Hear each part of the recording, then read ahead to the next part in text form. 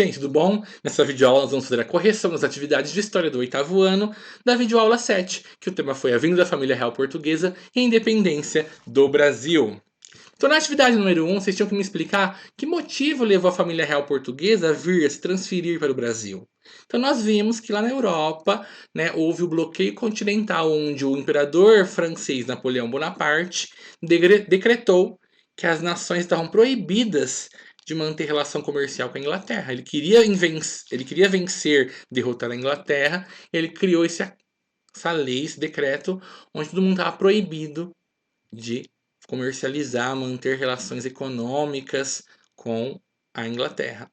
Portugal, que era um antigo parceiro da Inglaterra, não cumpriu esse decreto, e aí então os franceses invadiram, atacaram Portugal, o que obrigou Dom João, né, a transferir toda a sua corte, a sede do seu governo, para a sua colônia no Brasil.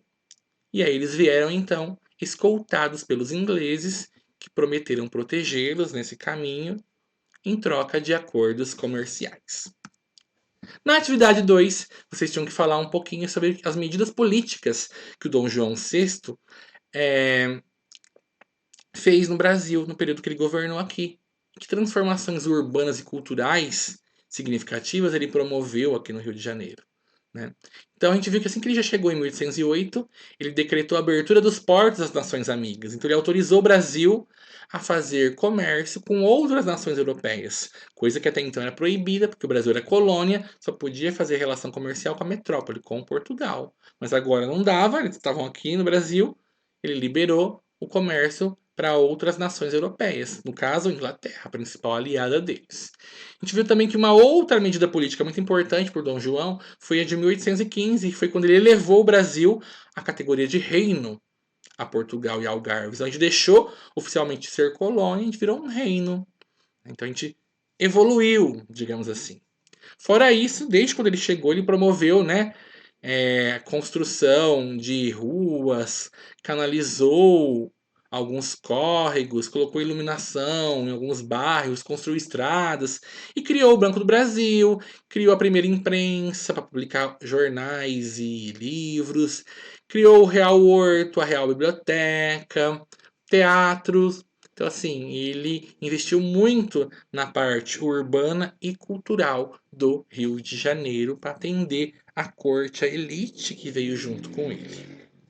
Na atividade 3, vocês tinham que explicar o que foi a Revolução Pernambucana de 1817, que grupos brigaram ali, né, se envolveram nela e pelo que eles lutaram, o que eles reivindicavam. Então nós vimos que na região do Nordeste houve um conflito muito grande porque era uma região que estava passando por crise econômica e a família real portuguesa, quando chegou no Brasil, começou a cobrar altos impostos deles e isso já causou um incômodo na população brasileira que vivia ali. Fora isso, também tinha os privilégios que os portugueses tinham aqui no Brasil, né? De pagar menos impostos, de terem controle de altos cargos administrativos, controle comercial em várias áreas. Então isso levou a uma disputa entre os reinóis, que eram os portugueses, com os mazombos, né, os brasileiros ou os filhos de portugueses nascidos no Brasil. E aí isso levou então que esses mazombos, esses brasileiros se unissem, pessoas de várias profissões e de vários grupos sociais e fizessem uma revolução lá em Pernambuco, tomassem a cidade de Recife e proclamassem a República lá em Recife. Então a gente viu que isso durou pouco tempo, né? Foram quase 3 meses de República em Recife, até que o governo português, né, derrotasse, punisse severamente os revolucionários.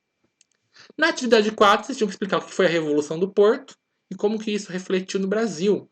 Então a gente viu que desde a fuga, ou melhor, da vinda, da transferência da corte portuguesa para o Brasil, né, 1808, a família real portuguesa se instalou aqui no Brasil e ficou por aqui.